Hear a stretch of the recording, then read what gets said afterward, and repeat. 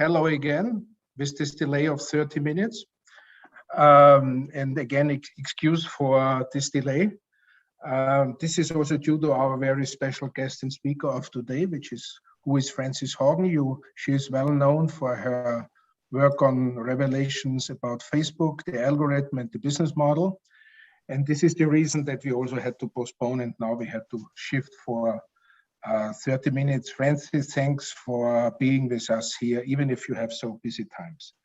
The moderation will be done by Alison Stanger, who will also then introduce Frances in more detail and showing a little bit of the background. Just remember, we have to talk for about today 15 to 20 minutes by Frances, and then we have 30 minutes Q&A moderated by Alison. And after that, please do not forget that at the end we have again a piece of music. This time it's proposed by Stefanie Wogovic, and thanks for proposing. The management is done by Peter Knees, and thanks for that. I will now hand over to Alison. I will not introduce her because she's well known. She is with us from the early beginning. She's with us in the digital humanism activities, and she's providing permanent new ideas and insights. And Alison, I really thank you for that. Not only for your moderation today, but also for your contribution to digital humanism. It's very important. Now I hand over to you, and the floor is yours. Well, thank you so much, Hannes. It's my honor and privilege to introduce our speaker today, Frances Haugen. A former Facebook employee, Ms. Haugen's whistleblowing revelations led to a devastating series in the Wall Street Journal called The Facebook Files, which is the title of her talk today. The series basically revealed numerous incidents where Facebook had been profiting at the public's expense knowingly. Now, I'm a scholar of whistleblowers, among other things, so I am aware, even without knowing her personally, just meeting her a few minutes before you are, that Ms. Haugen is an individual of extraordinary courage.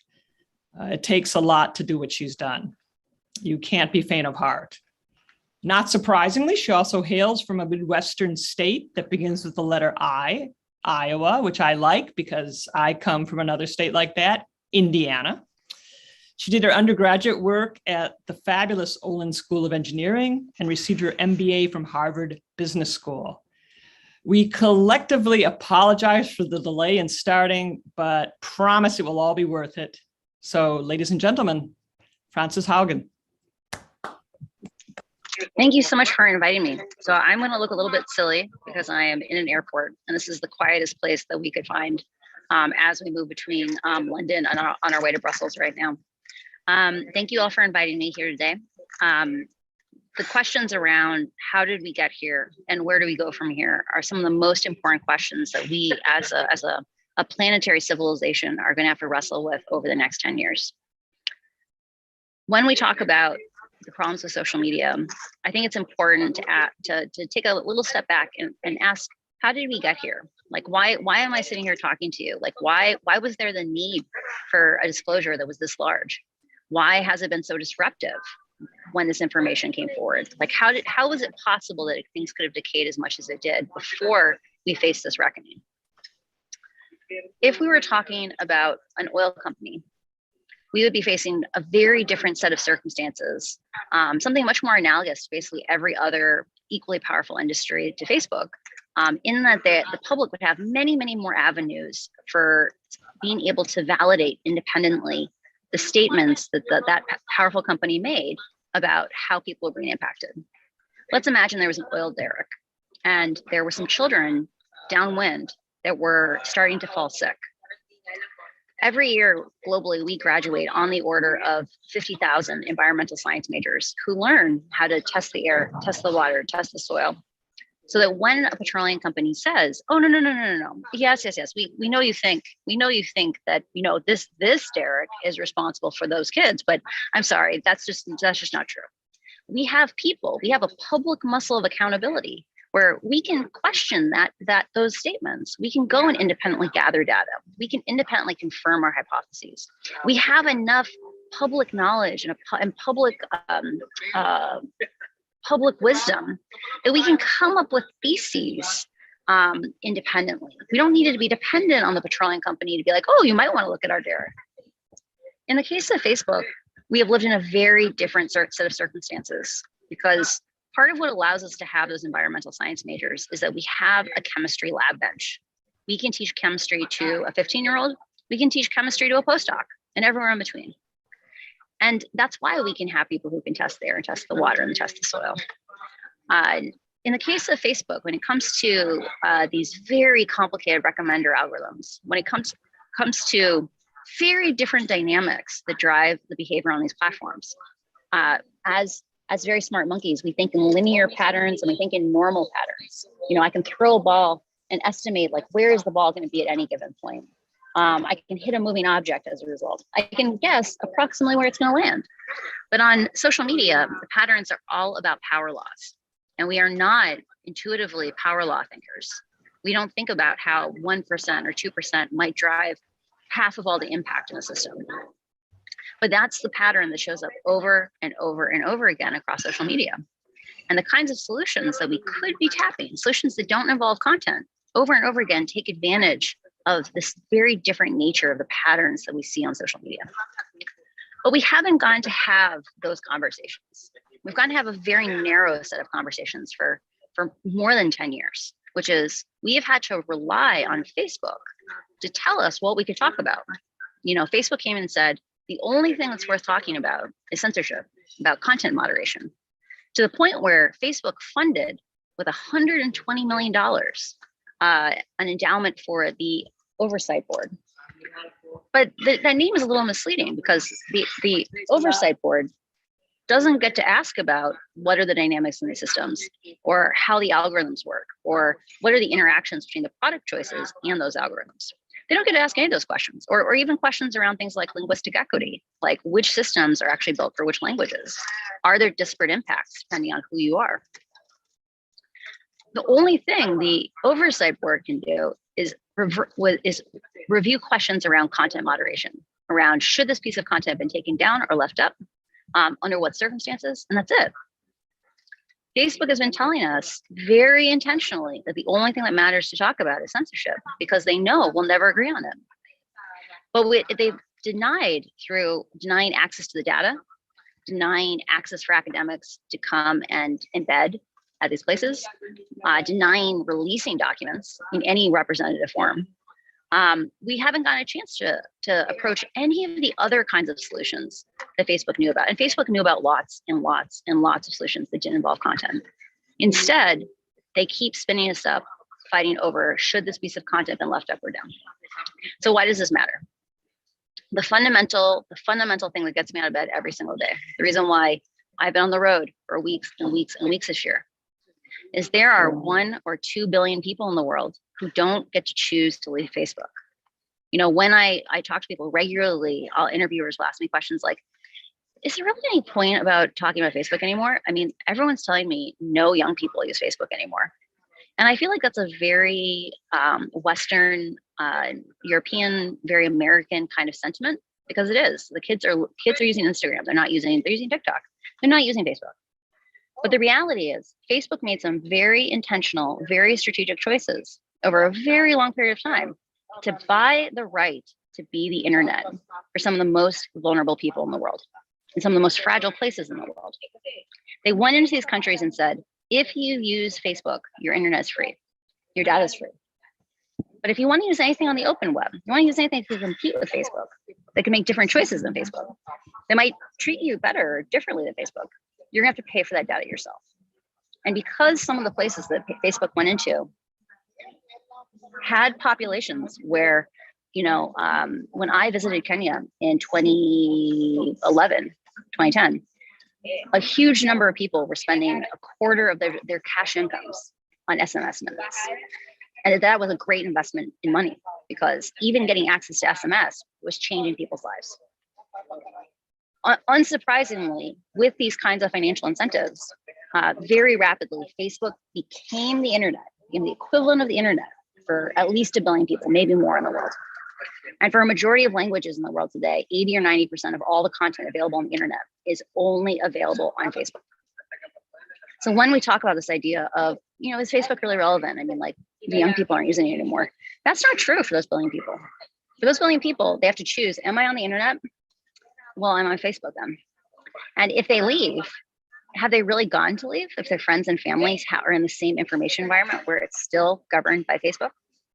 The reason why this question becomes so important, this question of what obligations, what responsibilities are implied by a situation where people don't get to consent anymore, where a private company set them up such they could not leave, right? These network effects are so strong, is that Facebook has chosen safety strategies. When they talk about the idea that censorship is the only thing to talk about, they are also committing themselves to the only languages that will get safety. The only languages that don't have to use the bare bones, most dangerous version of Facebook are the ones that had the AIs built for them. And the reality is when you go with content, when you focus on content, you have to build over and over and over again for each individual language, those safety systems. I just came from Denmark where I accepted the Free Press Award right before we were in London. And there's only like 6 or 7 million Danish speakers in the world. I don't know off the top of my head, but I'm almost certain there's no safety systems in Danish, no AIs for Danish at Facebook, because there's, quote, not enough Danes. That might be okay in a place like Denmark where there are alternate forms of media, where there is a great deal of cultural capital. There is much more higher levels of social trust and stability than in some of the most fragile places in the world. Many of the most fragile places in the world are also the most linguistically diverse, and they often speak languages that are peripheral. Facebook is not building AIs in those systems. And part of the reason for that is the business model. So Facebook's business model is to keep you on their site as long as possible, to keep you scrolling, keep you engaged, because the longer you stay on there, the more ads you see, the more ads you click on, the more money they make. Right now, in the last quarter, Facebook made about $55 per user in the United States. In Canada, they made $14.50 in Europe. They made $4.50 in Asia, and they made $2.50 in the rest of the world. Facebook made some very irresponsible choices. They went into markets where their business model couldn't afford to give adequate levels of safety. And we can't say, well, our societies are moving on, because the reality is none of our societies are linguistically homogenous. I'm sitting in the London airport right now. 200 languages are spoken in London. We have real consequences when not everyone in our societies get access to safe systems. When people who are already potentially marginal in their societies are the ones using the most baseline dangerous versions of Facebook. And even Mark has admitted the baseline version of Facebook is dangerous, because engagement-based ranking, that's where you say the best content is content that elicits the most reactions, that gets you to like it, to comment on it, to reshare it. That also ends up biasing towards the most extreme content, because humans, do little evolved bugs in our brain, are most drawn to extreme content, even though after people click on that and Facebook asks, did you like it? They say no, because we're drawn to it. In closing, we are entering a really exciting era. Actually, I'll talk about kids a little bit and then we'll do it. The other issue I really want to raise is, and a lot of this I've been learning about over the last, I thought I knew a lot about this. I've learned a lot more about it in the last few weeks. What's happening with kids is really interesting. And by kids, I mean, everyone from 8 and 9-year-olds, because kids are beginning to use social media using text to speech. Right? As soon as they can operate a phone, they're using text to speech to use social media. And Facebook isn't keeping them off. They're not doing even very basic things to keep underage users off. It's not just that this form of social media is different than previous moral panics, right? So we've seen things like romance novels are so dangerous, and rap is so dangerous, and video games are so dangerous. For all those forms of media, the rap record did not crawl into your child's bedroom and force itself onto their boombox. The video game did not crawl out of the video game store and follow them home, right? But for kids, what we've seen is that Facebook's own studies say you can start out with very innocuous searches like healthy eating, healthy food, healthy recipes, and just click on the content that Facebook provides you. And over the course, and follow hashtags they suggest, and you can go from a brand new spanking account with no friends to being shown anorexia and pro self-harm content within 2 weeks, right? These are not kids seeking out anorexia content. This is the fact that the algorithm consistently escalates upwards because more extreme content gets more engagement. I'll give you another example of this kind of thing. I recently was interviewed by a reporter who had a baby, brand new baby, very cute baby. They made an account for their baby on Instagram. The baby only has other cute babies for friends, like 4. The only content posted on any of these accounts is cute babies. I got a cute baby every day. And yet, 10% of his feed, at least 10% of his feed. And this reporter was very disturbed, which is part of why he reached out to me to have an interview. 10% of his feed was deformed children, children suffering, children in hospitals with tubes coming out of them, children dying. So how did we get from cute babies to children suffering? And it's because somewhere inside of Facebook, they said, you like babies. You're very interested in them. We use some content, but we know that people like babies seem to engage with more. They hover on it longer. Like he hasn't even liked or commented on any of those posts. But what I bet he has done is I bet he's dwelled. That subconsciously he pauses for a moment when he hits that content because his heart is moved. And that's the kind of thing we have to talk about. That when we have systems that push people towards content, that they're not just mirrors. Facebook has been telling us they've invested tens of millions of dollars in the idea that Facebook is just a mirror. The reality, it's not a mirror. It's an amplifier, and it's also an inducer. So the last 2 things I'll leave you with around kids. One of the things I learned about in the last couple of weeks is that at basically every kid's Instagram account, like almost every school in the United States, in Europe, if you go into a middle school and you look at the accounts recommended to those middle schoolers, the top accounts recommended, they'll show you 6 related accounts. Like you might want to join these accounts. They'll be almost exclusively accounts about that child's school. And there'll be things like a confidential account where a child will run an anonymous Google form where you can spread vicious gossip about kids, and they'll post it for the whole school to see. And Facebook will promote that account because they're very high engagement. People look at the content, they comment on it, they react to it, they fight over it. And there are things called fight clubs. So I learned about this from my principal. So the high school I went to, I'm going to speak at the graduation in a couple of weeks. And he said, I'm so glad you're coming, Frances, because the number one thing I spend disciplinary time on is Instagram. And I was like, on Instagram? And I occasionally have these moments where, I'm 37 years old, but I feel very old sometimes. Because I'm like, how is it possible your top source of discipline is Instagram? And I was having visions of non-consensual imagery or things like that. No, it's way more basic than that. At that high school, there is an anonymous fight club account where children go and pick fights with other children. Often the child having the fight didn't consent. And one of the friends will sit and film the fight and post the fight anonymously. And the victims don't come forward because they're so embarrassed. And literally children are having their bones broken. They're going to the emergency room because they're getting damaged, because kids are being induced to fight because of the performative aspect of it. Facebook is not just a mirror. Those accounts did not happen randomly. They got promoted. They got amplified because engagement-based ranking repeats its problems all over these products. We shouldn't assume that just dividing Instagram and Facebook is going to solve these things. It happens multiple times inside the products too.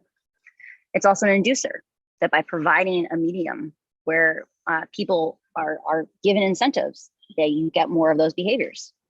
If we were talking about a car company where the seatbelts were misdesigned and kids' arms were getting broken, 100 arms were getting broken every year, we would recall that car and fix the seatbelts.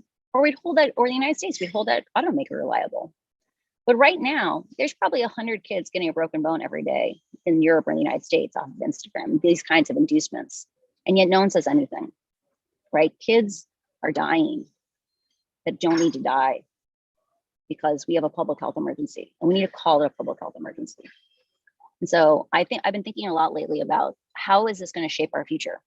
Because when I talk to high schoolers, it's so fascinating because their frame of reference is so short, right? They may have only ever lived in a world where everyone was on Instagram, right? They saw this horrible behavior when they were in junior high.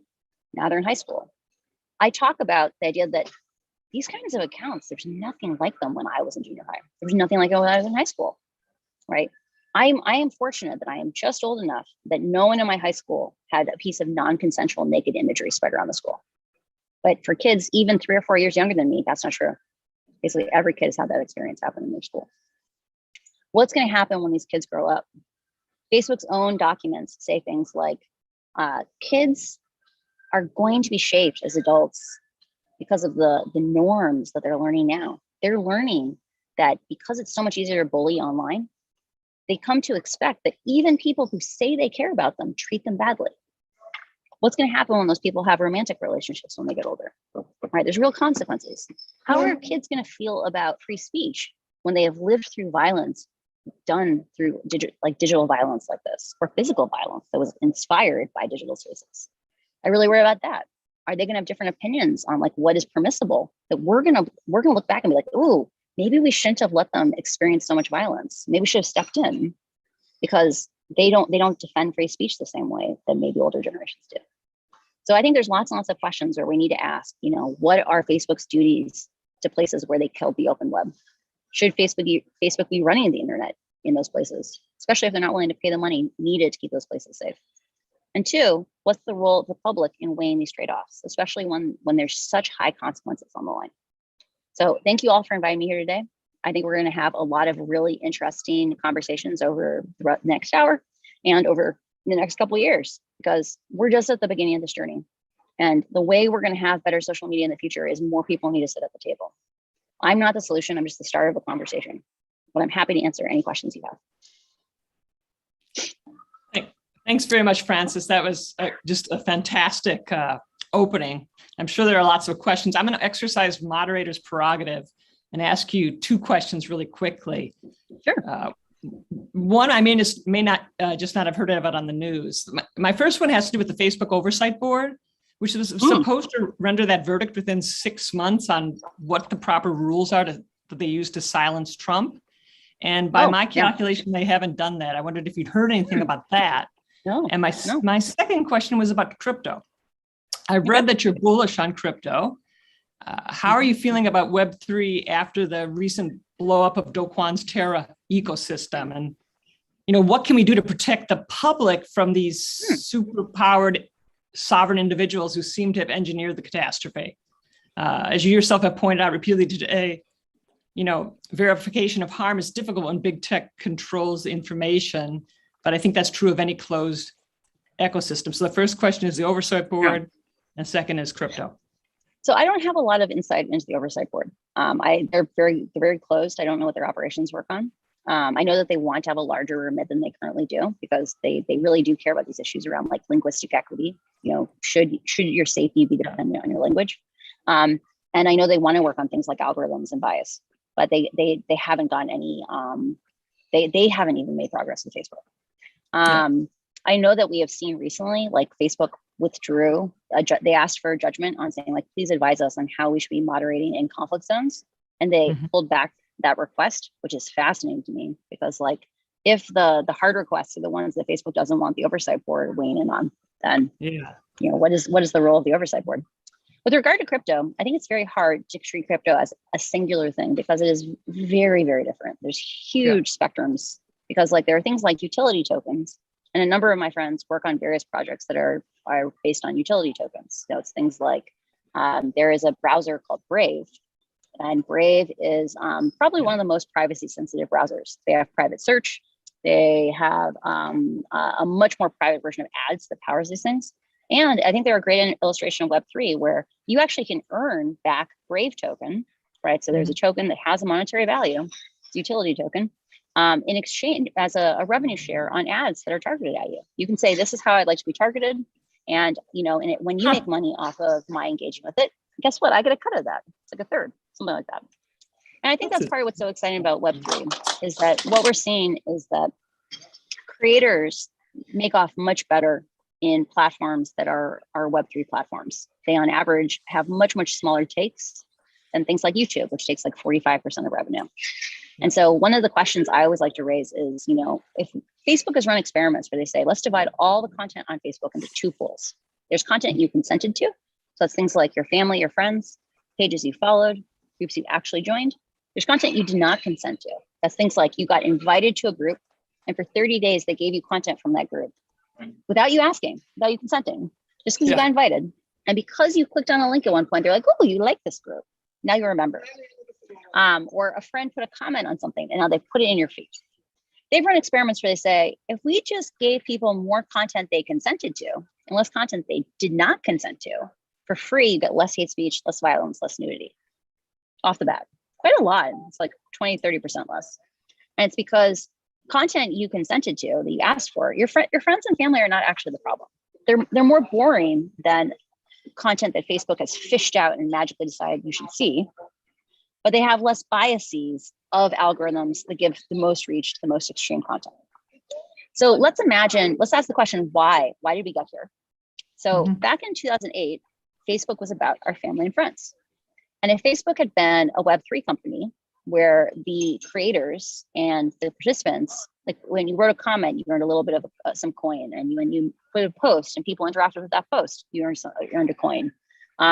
Where the people who were creating and interacting were the ones that got a rev share on the ad dollars. I don't think that platform would have decided to do all of these weird hacks to get you to consume more content if the users had been allowed to govern the platform themselves. And so there's things where I'm cautiously optimistic that there may be paths where having more ownership and governance by the users may lead to like actually using a lot of the suggestions that are in Facebook's own documents, right? There's a lot of safety techniques that focus on behavior instead of content, which means they're more linguistically equitable, but they come at slight little trade-offs in engagement, right? You know, Facebook would be 5% less profitable if you use the top 30 of them, right?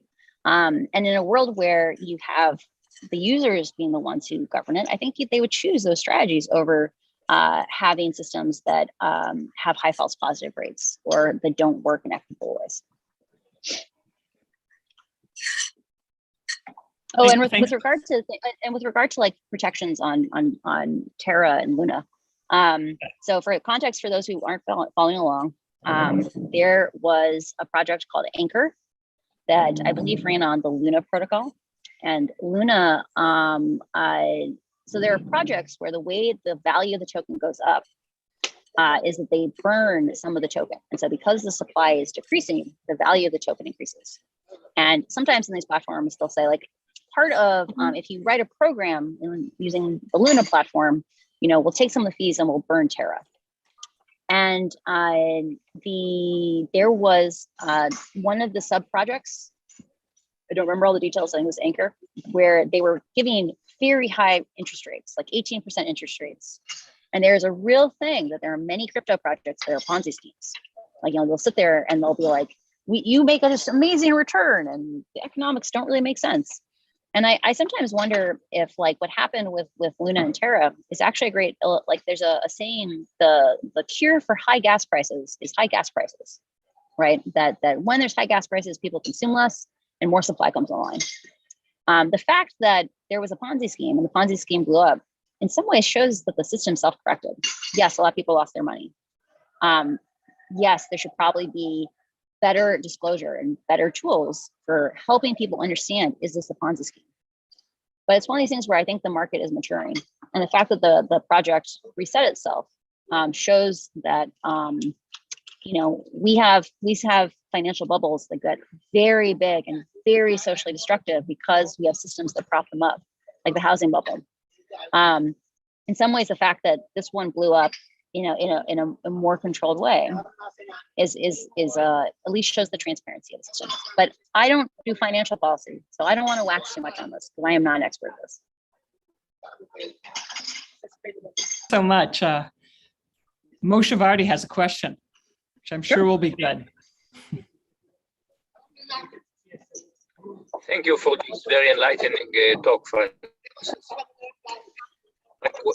My question is whether we should start thinking about holding individuals accountable. And let me be very, very concrete about it. In 2018, Yann LeCun received the ACM Turing Award, which is the highest award in computing. It's called the Nobel Prize in Computing. ACM, the Association of Computer Machinery, expect award winners to cohere with the ACM Code of Ethics, which is several pages long. But the most important thing is the first couple of sentences: that computing has to be for the public good. And Jan LeCun is Vice President and Chief AI Officer of Facebook.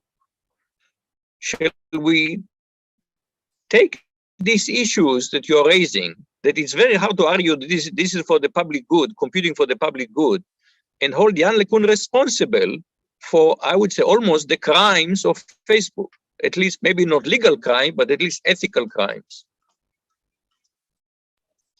Do you know when he What are became your the thoughts? head of AI? Like, how long has he been with Facebook? Of several years. Several It's a years. good point. It's a good point, Yeah. but it's not. He's not recent. Yeah. Okay. Yes. Several Yeah. years. He was if- already at that position when he received the Turing Award. Yeah. I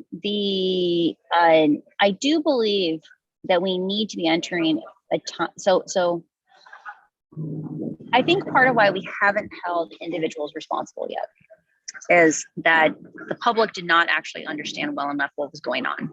And perhaps most importantly, people didn't understand the choices that were made. So like with responsibility, we need to really come in there and say like, what defines culpability? And because up until very recently, maybe when my disclosures came out, the main thing we had been told was there's a football game clearly somewhere. I don't know where it is in the terminal. There's literally people chanting like, and I'm like, oh, it's very distracting. There must be a hole about they're applauding your talk. Yeah.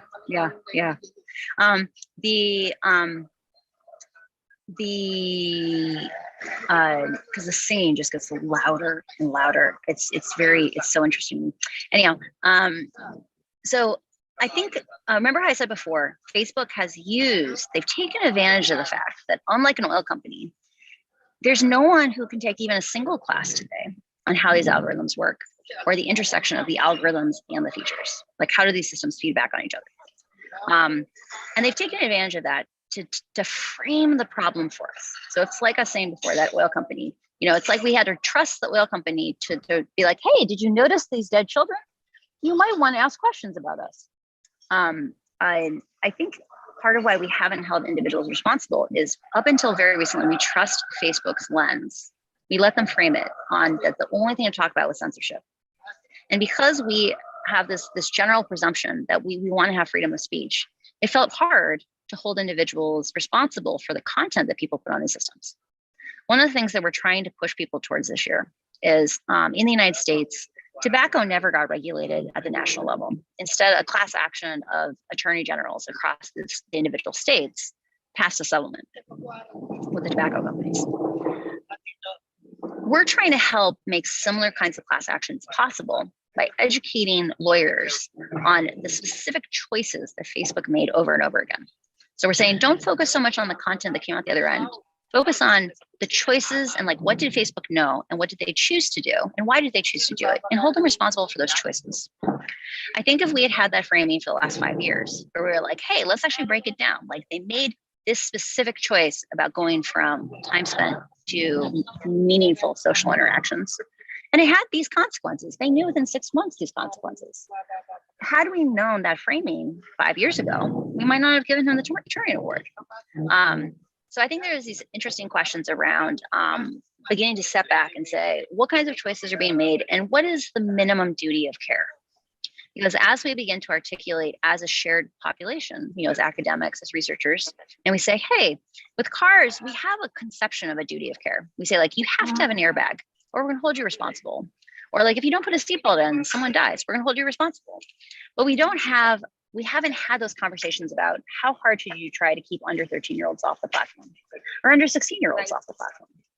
And I think as we begin to articulate those things, then we can step back and say, who stood in the way of these decisions?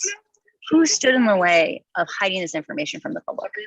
Because one of the things I don't know about that man is I don't know what parts of the AI stack he worked on, right? Like, was he making the hardware not the hardware, like the pipelines that allowed these things to be trained, or was he actively supervising the production of the systems or the prioritization choices around prioritization decisions around which languages would or would not be supported. And so I think if we can know more about what he was doing, like I think it makes it much easier to hold him as an individual accountable. Or should you have a follow-up? No, I'll let the next person ask. You're happy. Okay, next up is, I'm not sure. Professor Hashi, is that right? Dubashi. Dubashi, okay. Hi, Francis. Thanks for your very nice talk. I was wondering what your opinions would be in relation to the European regulation framework that has just been debated and will actually come into force in the next few years, the Digital Services Act and the Digital Markets Act. And related to this point you were making just about regulation, what are your opinions about these European regulatory frameworks that are coming into effect? So the most important thing we can do is we need to get direct access to academics, to researchers, to civil society groups, access to the data on Facebook so that we can ask independent questions and get independent answers. Because many forms of social pressure have been denied to us because we had to rely on Facebook grading their own homework, right? That there's really only been one effective boycott to date, which is Stop Hate for Profit. And that boycott fizzled out because Facebook came out and said, we fixed hate speech. And because we didn't have access to representative data, we couldn't say, actually, you need to go a lot further. Like you're not anywhere close. And so the most important thing is we really need to make sure that the transparency parts of the Digital Services Act get adequately implemented. And we need to hold Facebook's feet to the fire because we have to get that data. The only way we're going to be able to develop the solutions we need to develop is we have more people thinking about these things and pushing for them. The secondary thing is I want to push for more and more transparency on risk assessments. That I think for lots of these problems, we need to be moving from a model where we expect these companies to solve their problems in isolation to one where we think about ecosystems of progress, where there's lots of people who don't want to work at Facebook, not just because of the ambiguous ethics of it. They don't want to work there because Facebook has made management decisions that are very unpleasant for the majority of employees, right? It's a very effective place for if you are 23 years old and straight from college, right? But if you're someone who has 10 years of experience, very few of those people end up working at Facebook. And so we need to be thinking about how do we get more people at the table to be able to think about what are possible solutions, to test hypotheses, to advise policymakers. And so we need to make sure we get the data and that it happens as soon as possible. If we're still asking for data 2 years from now because Facebook's stonewalling us, that is a massive lost opportunity because we need to be getting moving ahead as quickly as possible.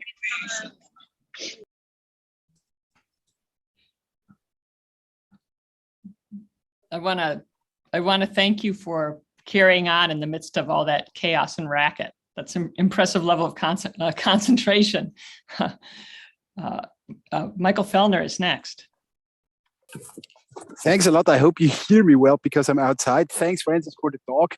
I just have a quick question. So you mentioned the 23-year-old that's basically starting to work at Facebook, and I have made the experience that there's a lot of young people that are very skilled in what they do, and they are drawn to the, let's say, the bigger tech companies, especially to Facebook, as a potential employer because of the many opportunities they receive there. So if you put yourself in the shoes of a 23-year-old again, what would you recommend them? Which career paths would you recommend them, or where do you think are big opportunities for them as alternatives to big tech companies if they want to be in that space?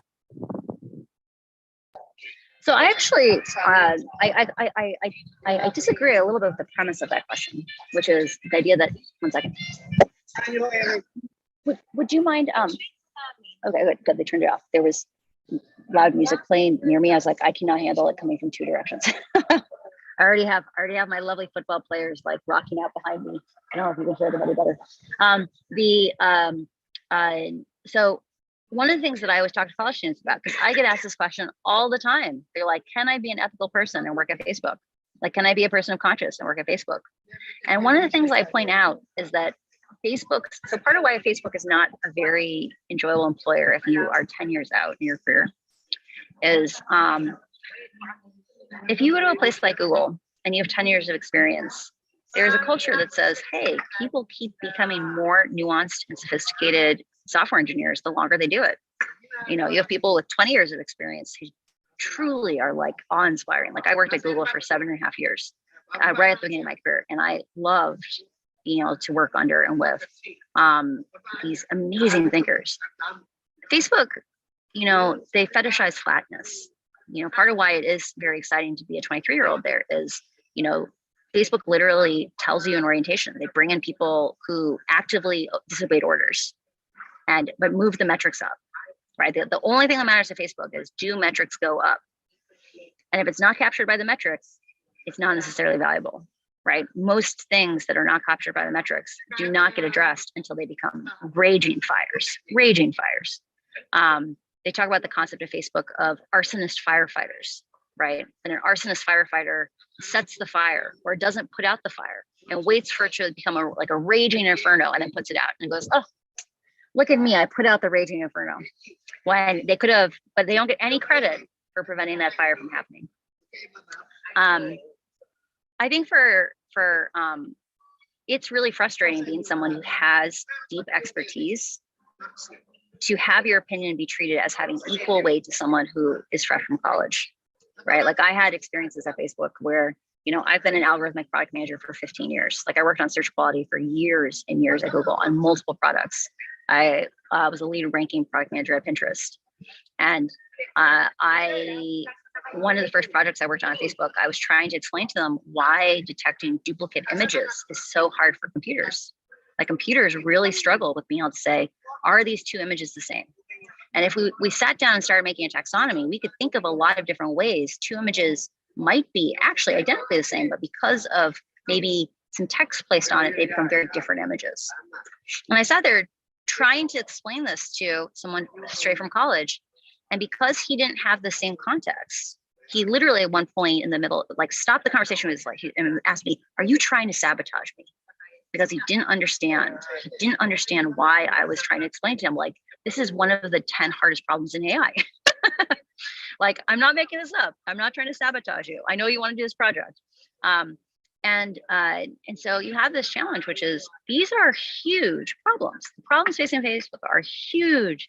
Like, we're going to look back in 20 years and be like, wow, these are amazing, profound problems.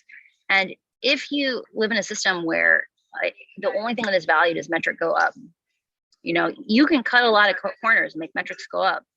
And someone who goes and has a more thoughtful solution that takes longer to implement may be told they're not doing as good of a job. And that's a huge problem. But the secondary thing is, I want to talk about how can you be an ethical person and work at Facebook. So one of the things I talk to students about is this idea that Facebook's reputational damage is so vast right now that we're talking about 30% salary premiums over Google, right? 30% salary premiums over their next highest offer. Like, I had a friend back in January interview and get a large number of offers. There's a strategy in Silicon Valley where you take maybe 2 weeks of vacation, like you save some vacation for your previous job, and you go and you and you arrange all your interviews. So you go to an interview every single day. You might go to more than one interview a day with the intention of having all your offers land at the exact same time. You might take 3 weeks of vacation, like save up all your vacation, just interview, because the more offers you have, the more you can play them against each other.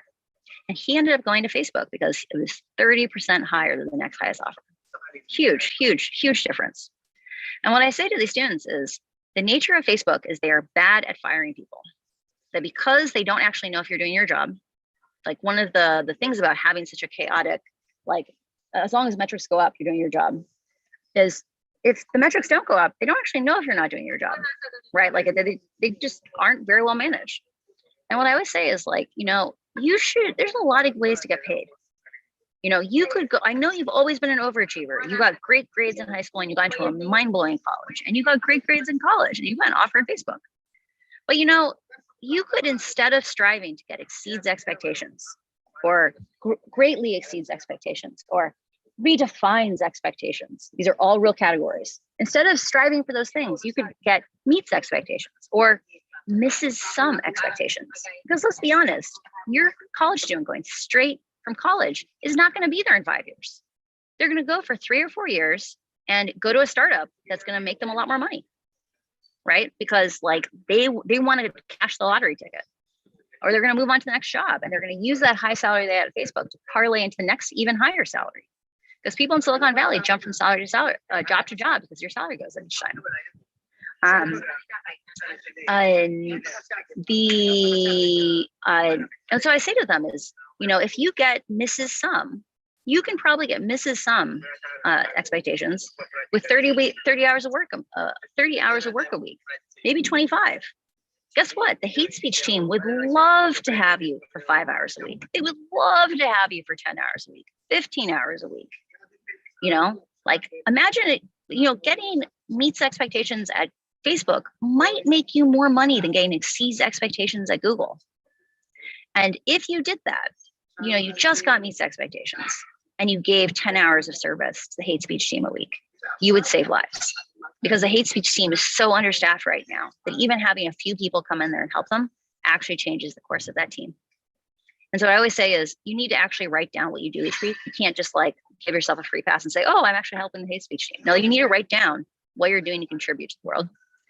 But you can be a good person and work at Facebook.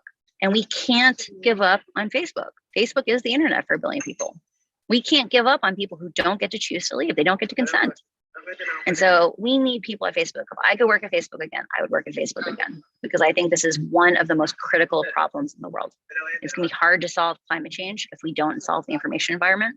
It's going to be hard to solve the thing that comes after COVID without a good information environment. And our democracies are in danger if we don't figure out how to deal with those parts too. So we need to fix it. We can't just walk away. Great response. Jim Hendler is next. Hi, and thank you so much for taking the time to talk to us. Among the various things I do in my copious free time, I've become the chair of the Global Technology Policy Council for the ACM.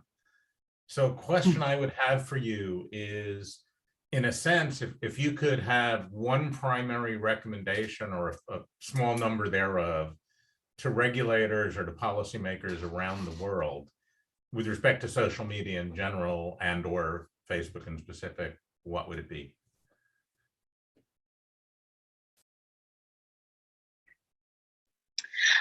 I think there needs to be publicly funded fellowships.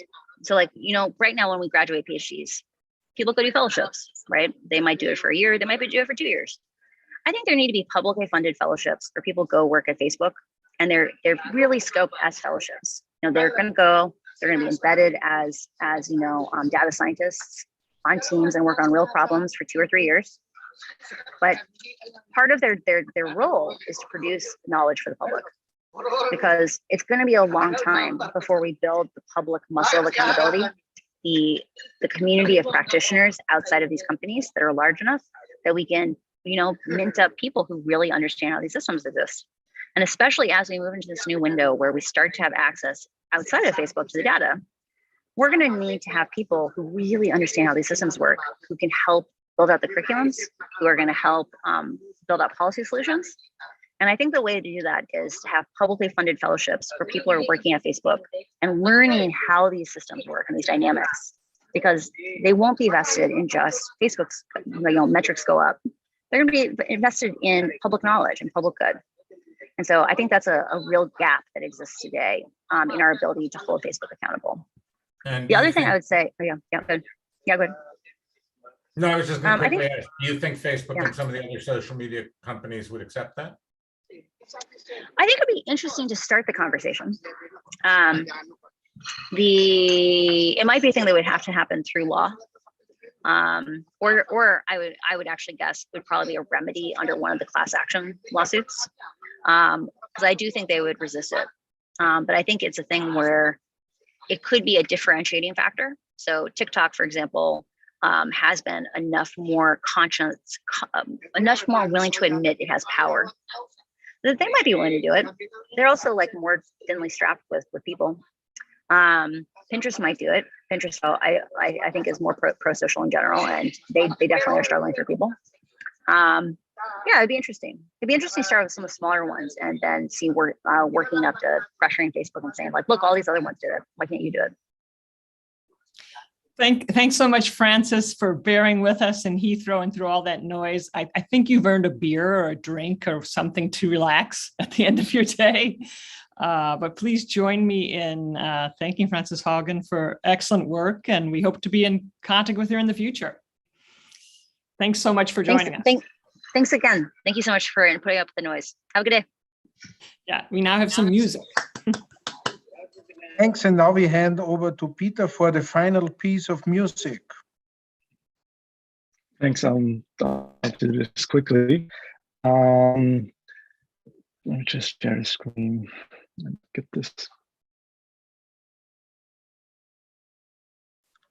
While Peter is preparing that, I tell you that we will have a summer school on digital humanism in September, and we will distribute the call for students.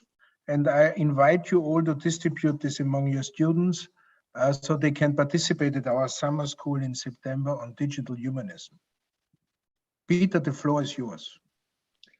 Thanks very much. So the final notes for today are, as mentioned before, once more a suggestion by Stefanie Bogovic, and it's a track by a Belgian singer-songwriter, Angèle, from 2018, and it's called Victime des réseaux, which translates as victim of the networks. I think this is a very fitting track for today. Track is mostly in French, partly in English, and it addresses the constant comparison with others in social networks and the resulting unhappiness. Briefly, our next event. Next week on Tuesday, Edward Eley will give a talk here at TU Wien on the limits of machines and the limits of humans, as part of receiving an honorary doctorate from TU Wien. I think this happened today, so congratulations, Edward, on that, also from this side here. And Stefan Woltern will moderate the talk, and it will also be live streamed, so please join this talk as well. And on June 28th, Eric Horwitz of Microsoft Research will continue our series on talks about corporate responsibility, and Moshe Vardi will be the moderator of that. So I want to thank Frances for being with us today. I'm not sure if she's still online, but anyway, thanks for that. Despite her packed schedule, I think this is she really does fantastic, important, courageous work. And this is great what she's doing, and that she takes the time for us here. I also want to thank Alison for the moderation, and to everybody else for participating. And now, with a laid back tune by Angèle, I wish you a good evening or morning or day or whatever. If you're taking a flight, then a good flight also. So thanks for that, and goodbye.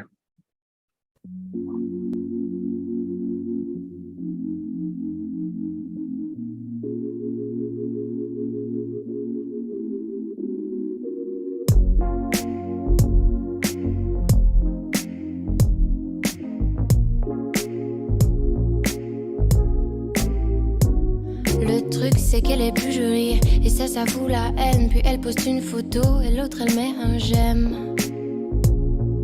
Et puis elle se sent mal, pourquoi faire semblant de bien l'aimer? Car en attendant, c'est bête mais elle veut lui ressembler. Pourquoi faire semblant de bien aller? Dominique elle ment, car c'est tentant de leur montrer même si c'est pas vrai. I wish I'd be like you, you wish you'd be like me.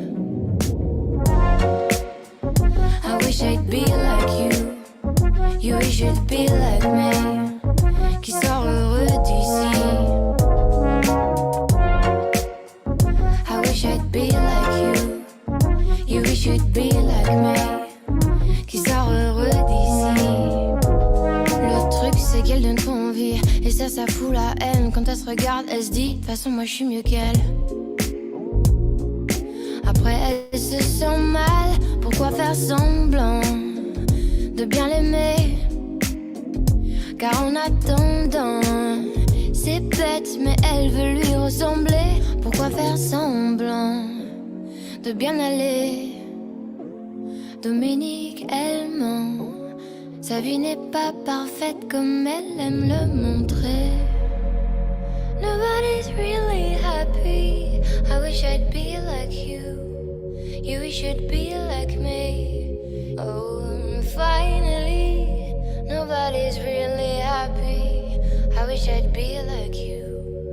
You should be like me. I wish I'd be like you. You should be like me. Qui sort heureux d'ici. I wish I'd be like you. You should be like me. Qui sort heureux d'ici. You make me feel as I make you feel. Well, you make me feel like a big shit. Like a big shit. You make me feel as I make you feel. Well, you make me feel like a big shit. Like a big shit.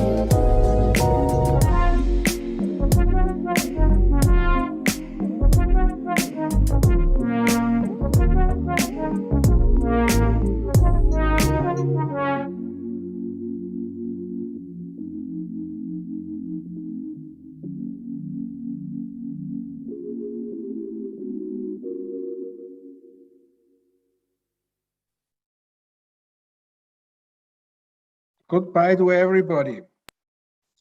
Have a nice cup of coffee. Bye. Ciao. Thanks, Alison. Thanks. It was a pleasure. Bye.